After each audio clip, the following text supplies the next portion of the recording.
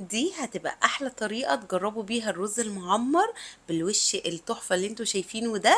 طريقته سهلة جدا وطعمه لذيذ قوي وخطير. تعالوا بقى نشوف هنعمله ازاي.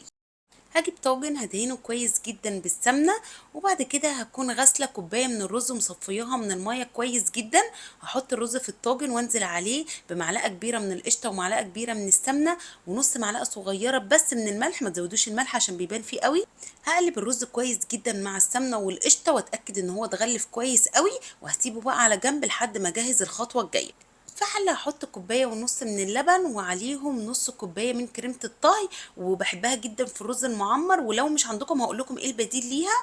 هاخدهم بقى واسخنهم كويس جدا لحد مرحله الغليان، وانزل بيهم بقى على الرز اللي انا كنت لسه محضراه. هقلبه كده كويس واغطيه واسيبه بقى منقوع في الكلام الحلو ده لمده نص ساعه. الرز هيتشرب وهيبقى معاكم تحفه. الخطوه دي مهمه قوي، بتفرق قوي في طعم الرز في الاخر وبتخليه حلو قوي.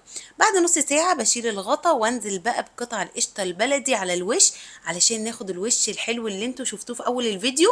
بفتح الاول الشوايه اخد اللون اللي انا عايزاه، وبعد كده بفتح الفرن من تحت على درجه حراره 180 تقريبا، بياخد نص ساعه او اكتر بالكتير قوي، ساعه الا ربع. وبس كده. على الوش حطيت قطعة كمان من القشطة، ودي طبعا اختياري، بتسيح كده وهو سخن وبتبقى طعمها خطير.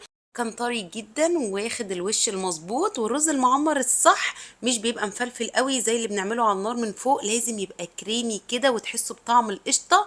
خطير يا جماعة، احلى طريقة ممكن تجربوها بيه.